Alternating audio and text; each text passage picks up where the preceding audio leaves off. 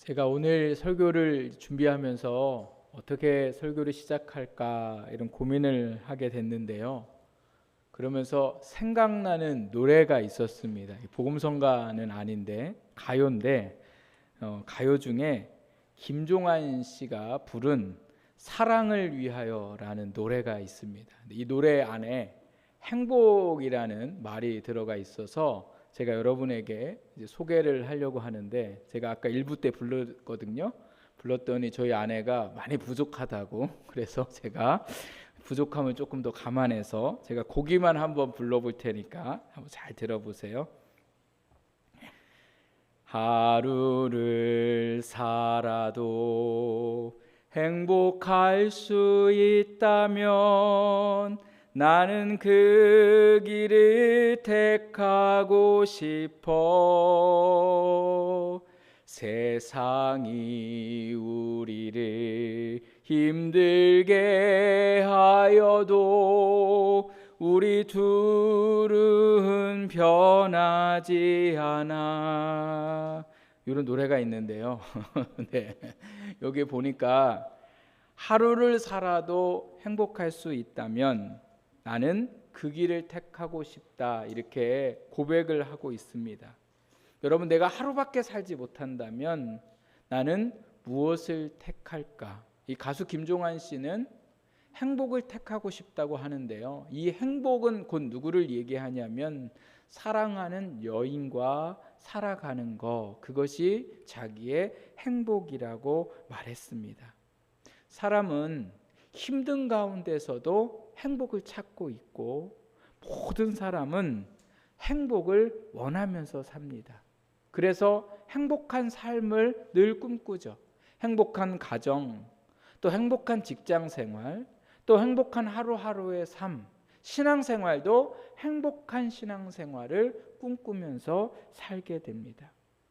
인류가 생기면서부터 시작해서 사람들은 계속 어떻게 하면 행복할 수 있을까를 연구하고 생각하게 됐는데요, 제가 찾아보니까 고대 그리스 철학자였던 아리스토텔레스, 여러분 들어보셨죠? 이 아리스토텔레스가요, 행복에 대해서 어떻게 해야 우리가 행복할 수 있는가, 이 사람은 뭐라고 정의했냐면 올바르게 살 때에 행복할 수 있다, 즉 우리가 윤리적인 삶을 살 때에 행복할 수 있다, 이렇게 얘기했습니다.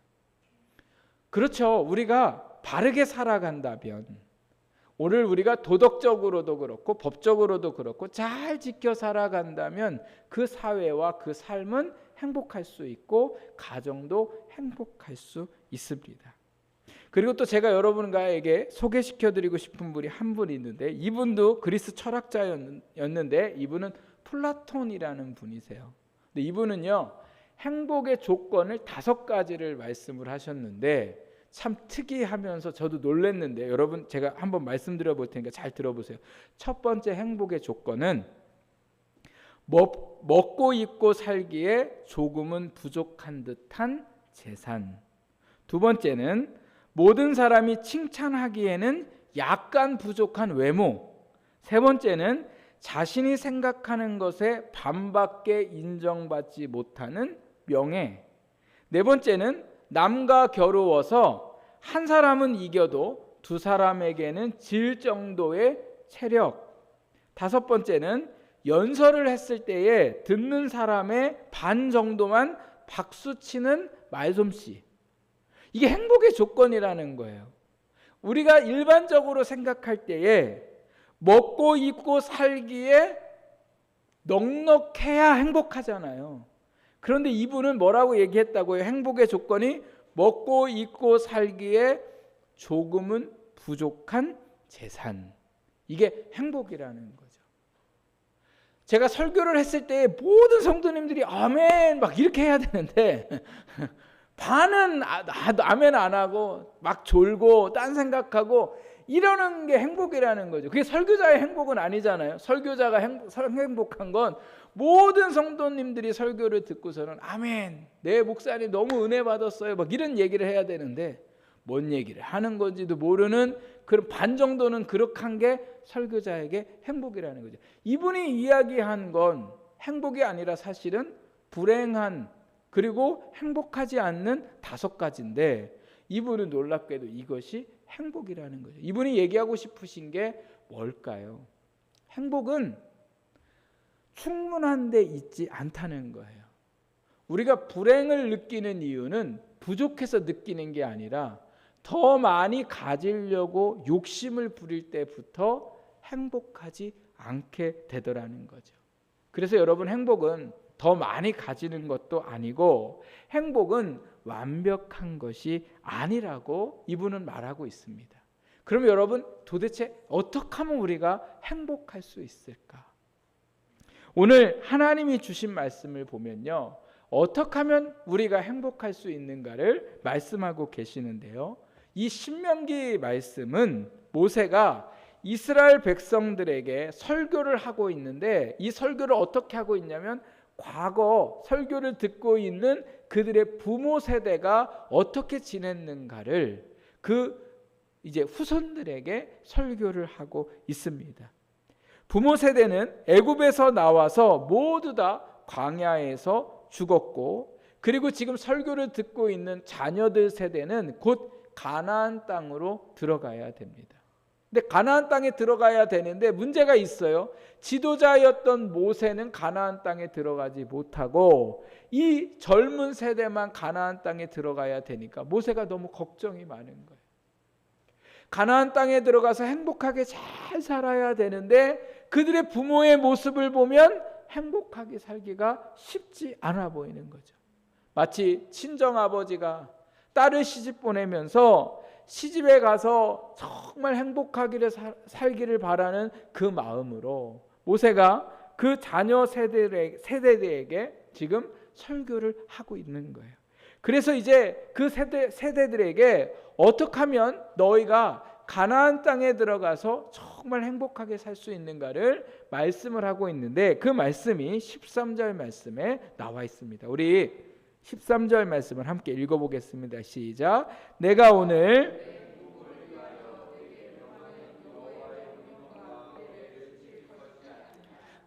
모세가 오늘 뭐라고 이야기하고 있냐면, 오늘 너의 행복을 위하여 너에게 명하는 하나님의 명령과 규례를 지키면 너희는 행복할 수 있다, 이렇게 말씀하고 계세요.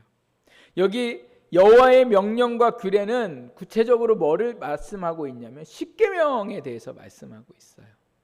특별히 오늘 이 10장 말씀 1절 말씀에 보면 모세가 무슨 말씀을 하고 있냐면 두 번째 십계명에 대해서 얘기합니다. 첫 번째 십계명을 하나님으로부터 받았을 때에 전에 제가 한번 설교한 적 있죠.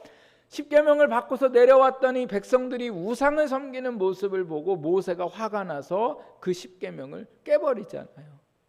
그리고 나서 백성들의 죄를 가지고 하나님 앞에 나아가 회개 기도를 하고 그 다음에 하나님이 또다시 백성들을 위하여 모세를 부르셔서 십계명을 주셨더라는 거예요.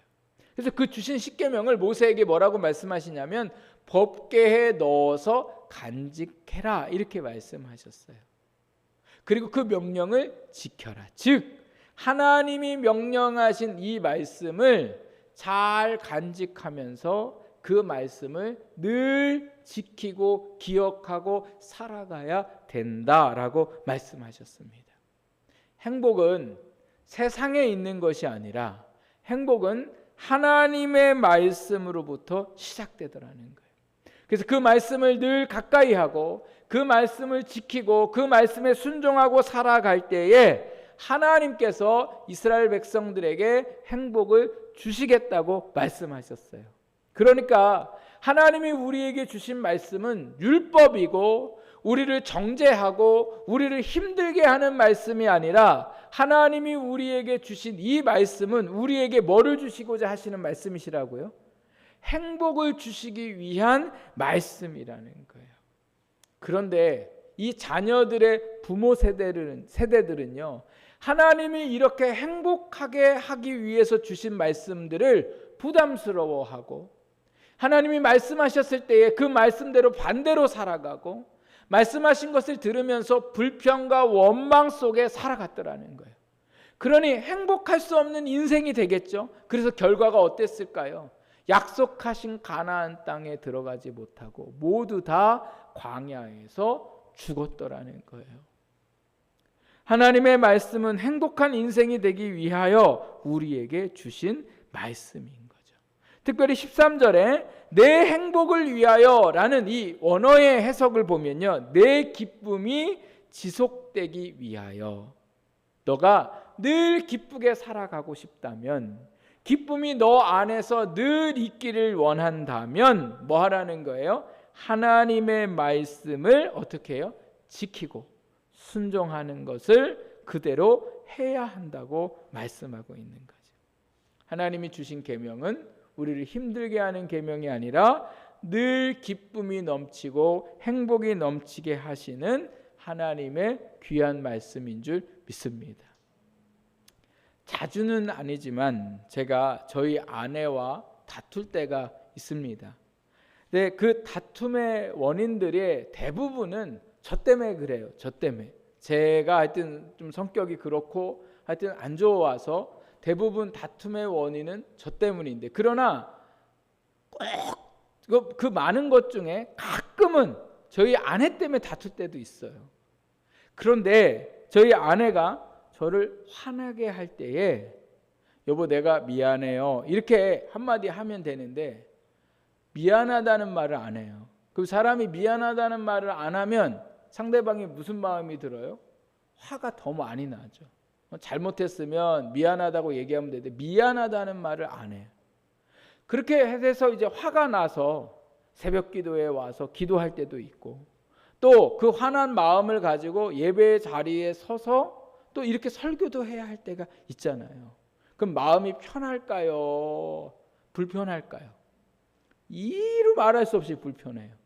그리고 기도하러 딱 와서 앉아 있을 때 제일 먼저 생각나는 건 뭐예요? 저희 아내와 다툼. 이게 해결이 안 되면 기도도 안 되고 계속 그 생각만 하게 되더라는 거죠.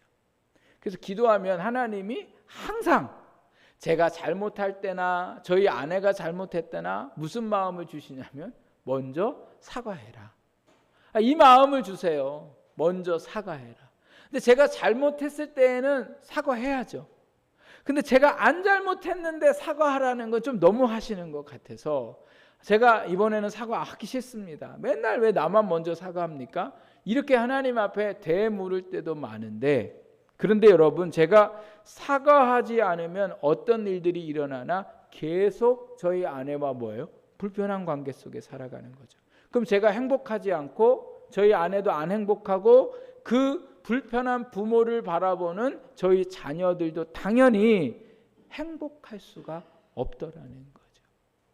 그러나 반대로 하나님이 사과하라는 그 말씀에 순종하면 어떻게 될까? 제가 여러분한테 질문해 볼게요. 1번, 아내가 나를 우습게 본다. 2번, 아내도 미안하다고 사과를 한 후에 행복해진다. 여러분 몇 번입니까? 예, 1번이라고 얘기하시는 분이 이상한 분이신 거죠. 먼저 사과하면 아내가 나를 우습게 생각한다. 이렇게 생각하는 사람은 좀 이상하신 분인 거죠. 하나님의 말씀은 불편할 때가 많습니다. 말씀대로 살아가라는 게 다 좋을 수는 없어요. 그러나 말씀대로 살아가기 불편하지만 그 말씀을 지키고 순종하고 나아갈 때에 하나님이 우리를 어떻게 하신다고요? 행복하게 하신다는 거예요. 그래서 우리는 행복하고 싶다면 내가 원하는 삶을 사는 게 아니라 주님이 내게 말씀하신 삶을 살 때에 그것이 우리의 행복이 됩니다. 그러면 하나님이 말씀하시는 이 명령, 구체적으로 무엇을 말씀하실까? 10계명은 10가지 계명을 말씀하시는데 그 10가지 계명을 2가지로 함축을 한다면 첫 번째는 바로 뭐냐? 하나님을 사랑하는 거예요. 하나님을 사랑하면 너희가 행복하게 될 거라는 거죠. 그래서 12절에 이렇게 말씀하고 있습니다. 12절 우리 읽겠습니다.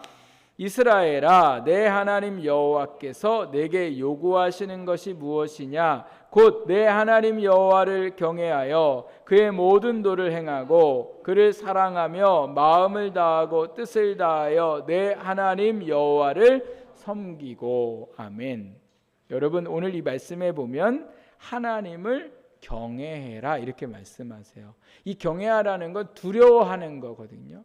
이 두려움이라는 건 하나님 내가 이렇게 안 했을 때 하나님 날 벌 주시면 어떡하지? 이런 게 경외함이 아니라 하나님이 나를 너무 사랑하시는데 내가 이렇게 했을 때 하나님이 싫어하시면 어떡하지?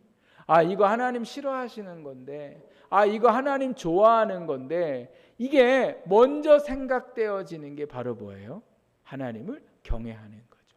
또 뭐라고 말씀하고 계세요? 몸과 마음과 다 해서 뜻을 다해서 즉 너의 생각도 또 너의 마음도 심지어 그런 마음과 그런 생각이 없어도 의지적으로 너가 하나님을 사랑해야 한다는 거예요. 그러면서 그런 것을 가지고 너의 하나님을 섬겨라 이렇게 말씀하세요. 이 한마디로 얘기하자면 뭐예요? 하나님 사랑해라 이런 말씀이세요. 사람은 사랑하는 사람을 위해서 살아가요. 그게 연인이 되었던, 그게 자녀가 되었던, 그게 부모가 되었던, 내가 사랑하면 누구 위주로 살아요? 사랑하는 사람 위주로 살더라니까요. 저희 아내가 결혼을 해서 자녀가 없을 때는 제 위주로 해줬어요. 근데 자녀를 낳으니까 제 위주로 안 해주고 저희 자녀들 위주로 해줘요. 밥을 먹는 것도 그렇고 어느 때 보면 하여튼 뭔가 많이 바뀌었어요. 뭔가 많이 바뀌어가지고 제가 약간 서운할 때도 있어요. 왜 그래요? 사랑의 마음이 누구에게 마음이 많이 갔기 때문에 그래요. 자녀에게 간 거죠. 그러니까 자녀에게 갔는데 그 자녀를 위하여 그렇게 살아가는 게 짜증스럽고 힘들어하는가 보면 한 번도 그런 모습을 볼 수가 없더라는 거예요. 피곤한데도 불구하고 자녀를 위해서는 자다가도 잘 일어나서 뭔가를 저희 아내가 잘 해줘요. 그리고 나서는 안 해줘요, 저는. 그러니까 왜 그래요? 사랑하는 사람의 위주로 그렇게 살고 있기 때문에 그런 거죠. 즉 우리가 하나님을 사랑한다는 거, 제가 지금 이 말씀을 드리는 이유는 우리가 하나님을 사랑한다는 게 뭘까? 하나님 위주로 살아가는 거예요. 우리가 주일이면 하나님을 예배하러 나와요. 예배하러 나오는 이유는 하나님을 사랑하기 때문에 그런 거죠. 그러나 하나님을 예배하는 것보다 세상을 사랑하거나 사람을 사랑하면 예배하러 이곳에 나올 수 없는 거죠. 그러니까 오늘 우리가 하나님을 사랑한다는 게 뭘까? 무슨 일이 있어도 하나님을 예배하는 이 예배를 사랑하는 거고, 우리가 힘들고 어려워도 하나님 앞에 기도하는 거고, 또 하나님 앞에 우리의 몸과 우리의 삶을 드리면서 사는 것. 직장을 다니는 그 일도 내가 밥 먹고 살려고 다니는 게 아니라 하나님이 내게 주신 직장이고 이 직장을 통해서 하나님께 영광을 올려드리고자 하는 마음으로 직장 생활을 한다면 그것이 바로 하나님을 사랑하는 거죠. 그래서 우리가 마음을 다하고 뜻을 다하고 그 하나님의 말씀 하나하나를 지키며 살아갈 때에 그게 억지스럽고 그냥 어떻게 할 수 없어서 하는 일들이 아니라 하나님을 사랑하는 마음으로 우리가 그렇게 살아갈 때에 하나님이 우리에게 어떤 일들을 주시겠다고요? 행복한 삶을 살게 하시겠다는 거예요. 그런데 오늘 이 말씀을 들은 이 자녀들이요, 모세가 이런 얘기했을 때 아멘 이렇게 얘기하거든요. 네, 저희가 가나안 땅에 가서요 하나님을 사랑하며 살겠습니다 이렇게 됐거든요.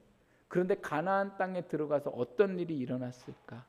가나안 땅에 들어가니까 농사를 지기 시작해요. 농사를 짓는 농부한테 가장 큰 행복은 뭐예요? 뭐가 돼요? 많은 수확을 거두는 게 행복이잖아요. 그래서 많은 수확을 거두려고 하다가 보니까 어떻게 하면 내가 많은 수확을 거둬서 행복할까를 보니까 미리 전에 살고 있던 가나안 사람들이 농사 짓는 걸 보니까 우상을 섬겨요. 우상. 그 우상이 어떤 우상이었냐면 바알과 아세라. 우상 앞에서 남녀가 음란한 짓을 하고 남자와 남자가 여자와 여자가 음란한 행위를 할 때에 그 우상들이 자기들에게 많은 수확을 준다고 믿었던 시대예요. 지금 우리는 안 믿기지만 그렇게 해야 많은 수확을 얻을 수 있다고 믿었던 시대에 이스라엘 백성들이 하나님만을 사랑하고자 얘기했는데 나중에는 뭘 사랑해요? 우상을 사랑했더라는 거예요. 그래서 가나안 사람들하고 똑같은 일들을 그 우상을 섬기며 했더라는 거예요.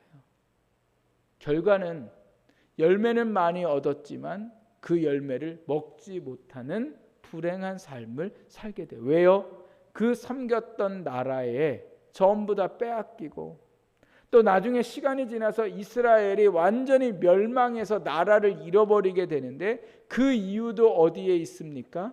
하나님을 사랑하지 않고 우상을 사랑하고 세상을 사랑했기 때문에 그렇더라는 거예요. 여러분, 행복은 내 노력으로 되지 않습니다. 내가 그 행복을 채우며 살 수 없습니다. 행복은 하나님이 주셔야 우리가 행복할 수 있고 하나님은 오늘 이 말씀을 통해서 분명히 우리에게 뭐라고 말씀하고 계세요? 행복은 하나님을 사랑하는 데 있더라는 거예요. 부부도 행복하길 원한다면 하나님을 사랑하고 하나님 하신 말씀을 지켜 살아갈 때에 그 안에 행복한 부부요, 행복한 부모와 자녀요, 행복한 직장 생활을 할 수 있더라는 거예요. 그래서 여러분, 오늘 우리가 사랑할 게 너무 많지만 하나님을 제일 먼저 사랑하는 저와 여러분이 되기를 주님의 이름으로 부탁드립니다. 언젠가 예수 믿지 않는 제 친구가 저를 불쌍한 눈으로 바라보면서 니네 예수 믿는 사람들은 도대체 무슨 재미로 사냐? 이렇게 저한테 물어봤어요. 그 이유가 뭐냐? 술도 안 마시지, 주일이면 늦잠도 안 자고 교회에 와서 예배드리지, 또 봉사도 하지, 또 주일만 가는 것도 아니고 주중에 수요일날도 가고 또 새벽에 잠도 안 자고 새벽 기도도 가고 또 구역 모임으로 예배드리고 그렇게 하는데 도대체 니네는 무슨 재미로 사냐는 거예요. 또 돈은 벌어서 11조라도 갖다가 또 바치지, 또 헌금도 하지, 또 보면 별로 감사할 일도 아닌데도 감사하다고 말하지. 도대체 니네는 무슨 재미로 사냐? 재밌냐? 이렇게 물어보는 거죠. 여러분 어떻게 재밌으세요? 여러분 어떻게 좀 그렇게 살아가는 게 행복이세요? 저는 재밌고 행복해요. 아니 뭐 술 안 먹어도 그 술 취해서 오는 기쁨이나 혹은 술을 먹음으로 슬픔을 잃어버리는 거나 이건 비교될 수 없게 성령 충만하면요, 술 취해서 느끼는 기쁨과 위안과 잊어버린 거 이건 비교될 수가 없어요. 성령 취해 보세요. 성령 취하면 기쁨이 얼마나 넘치는지 몰라요. 슬픔 사라져 버려요. 미운 사람도 성령으로 취하면 어떤 사람이 돼요? 사랑하게 여겨지고 불쌍하게 여겨지는 거죠. 성령으로 취하면 구토할 일도 없고 술이 깨고 나면 머리 아프다는데 성령 취해서 깨고 나서 머리 아프지도 않아요. 예배는 우리에게 기쁨이 되고 하나님의 말씀은 우리에게 소망이 되고 기도하면 모든 염려가 맡겨지고 기도함을 통해서 우리 안에 하나님의 능력을 부여받고 예수 그리스도를 증거하면 그 복음 증거하는 기쁨들이 우리 안에 넘쳐나고 하나님을 사랑해서 하나님이 원하시는 삶을 살아갈 때에 세상과 비교할 수 없는 행복을 누리고 기쁨을 누리도록 하나님이 우리에게 말씀하셨습니다. 그러니 사랑하는 우리 성도 여러분, 다른 데서 행복 찾으려고 하지 말고 정말 하나님을 사랑하시기 바랍니다. 그 사랑하는 마음으로 예배드리고 그 사랑하는 마음으로 하나님 앞에 헌신하고 영광을 올려드리고자 할 때에 하나님께서 우리를 행복하게 하실 줄 믿습니다. 두 번째로 이 10계명, 우리에게 주신 이 계명을 지키는 것의 두 번째는 바로 뭐냐? 어려운 이웃을 사랑하라는 거예요. 우리 같이 18절 19절 같이 읽겠습니다. 시작. 고아와 가부를 위하여 정의를 행하시며 나그네를 사랑하여 그에게 떡과 옷을 주시나니 너희는 나그네를 사랑하라. 전에 너희도 애굽 땅에서 나그네 되었음이니라. 아멘.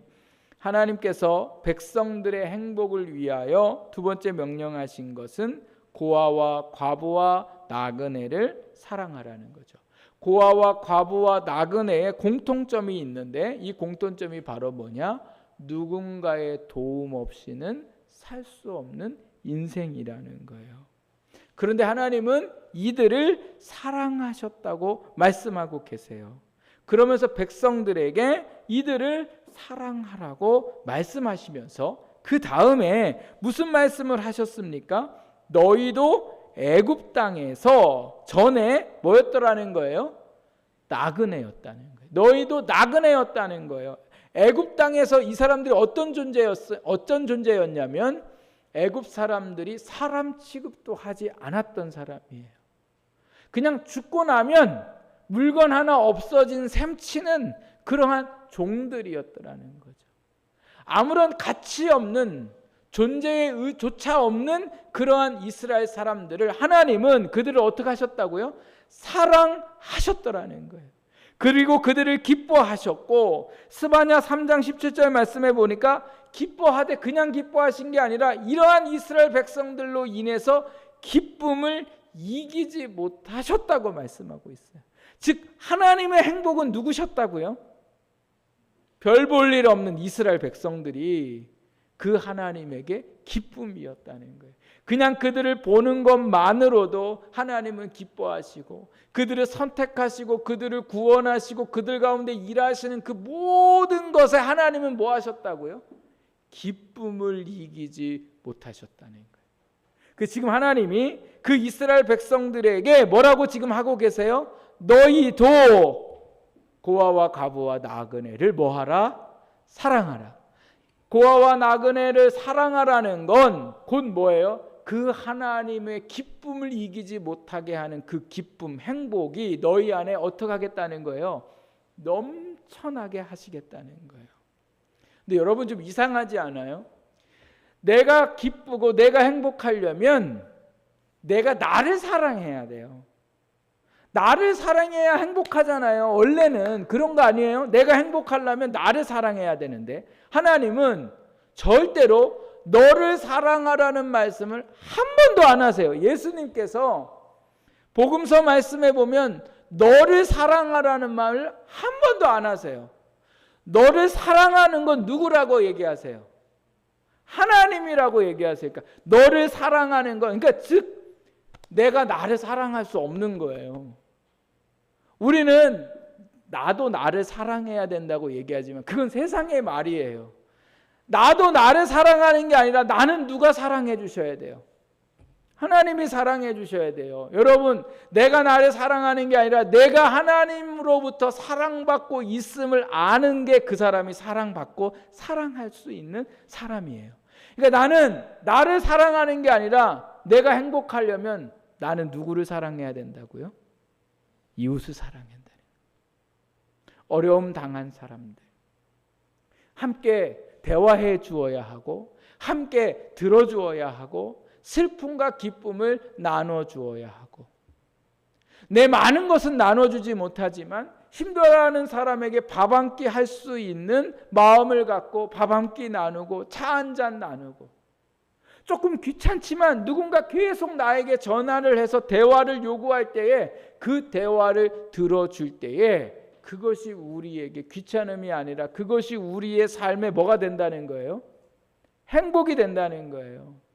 나눌 때에 너희가 알지 못하는 행복이 너희 안에 있다는 거예요. 여러분, 나만 생각하면 절대 행복할 수 없습니다. 나만 계속 사랑하면 누가 힘들어져요? 주변 사람들이 힘들어져요. 집에서 아버지가 자기 위주세요. 그러면 아버지는 혹시 행복할지 모르지만 누구는 다 힘들어요. 그때부터 아내도 힘들고 자녀도 힘든 거죠. 회사에서 사장님 자기만 사랑해요. 그러면 누가 힘들어져요? 직원들이 힘들어지는 거죠. 직장 상사가 자기만 자기를 사랑해요. 그러면 어떻게 돼요? 다른 모든 사람들이 힘들어지고 그리고 결국은 누가 힘들어져요? 내가 힘들어지는 거죠. 러시아하고 우크라이나하고 전쟁하잖아요. 이 전쟁이 왜 일어나요? 푸틴이 자기를 사랑하고 공산주의를 사랑하고 권력을 사랑하니까 계속 뭐 하고 싶은 거예요? 자기의 그 권력을 넓히고 싶은 거죠. 그래서 우크라이나 공격해가지고요. 우크라이나만 지금 고통당하고 있는 게 아니라 러시아의 사람들도 그리고 푸틴 자신도 전 세계가 지금 뭐 하고 있어요? 고통당하는 거예요. 여러분, 나만 사랑하면 모두가 불행해져요. 그러나 내가 내 주변의 그 어려운 사람들을 사랑할 때에, 내 것을 나누고 함께 할 때에, 그때에 우리는 뭐 할 수 있어요? 행복할 수 있어요. 주변에 우리가 도와줘야 할 분들이 많이 있습니까? 없습니까? 엄청 많아요. 엄청 많아요. 여러분, 교회 안에도 도와줄 분들이 있습니까? 없습니까? 물질로가 아니어도 신앙적으로 약하고 부족하고 연약한 성도들이 있더라는 거예요. 그 사람들에게 어떻게 해요? 함께 그 모든 것들을 나눌 때에, 위로하고 그들을 도울 때에 그들을 통하여 하나님이 우리에게 뭐예요? 행복하게 하시더라는 거예요. 어려운 사람들이 내 눈에 보였다. 이러면 우리는 어떻게 생각해야 돼요? 아, 하나님이 나를 행복하게 하시려는구나. 한번 따라해 보세요. 하나님이 나를 행복하게 하시려는구나. 이렇게 생각하셔야 돼요. 아휴, 왜 저 사람을 나한테 붙이셨어? 아니, 왜 허구 많은 세상의 부서 중에 내가 저 사람하고 붙었어? 이 우리가 이렇게 생각해요. 왜 이렇게 불행해? 왜 많은 손님 중에 저런 사람이 손님으로 왔어? 왜 많은 구역 식구 중에, 성도 중에 저 사람이 내 구역 식구가 됐어? 아, 하나님이 나를 행복하게 하시려는구나. 인상 쓰는 게 아니라 웃으면서, 아, 하나님이 나를 행복하게 하시려는구나. 마음은 안 그래도 하나님이 나를 행복하게 하시려는구나. 하나님이 나를 행복하게 하시려는구나. 이게 오늘 우리가 하나님 앞에 고백이 되기를 주님의 이름으로 부탁드립니다. 그러면 하나님이 반드시 우리에게 어떤 일들을 하세요? 행복한 삶을 살게 하시는 줄 믿습니다. 저희는 지금 가정의 달을 보내고 있습니다. 행복한 가정, 행복한 자녀들, 행복한 부모, 행복한 직장생활, 행복한 신앙생활. 오늘 하나님은 그 행복이 하나님을 사랑하고 그리고 너의 이웃을 사랑하는 것이 너를 행복하게 하는 것이라 말씀하셨습니다. 그러므로 여러분, 행복은 오늘 하나님 말씀 안에 있습니다. 그 말씀에 순종하고 지켜나가서 이 한 주도 행복한 저와 여러분의 삶이 되기를 주님의 이름으로 부탁을 드립니다. 기도하겠습니다. 하나님,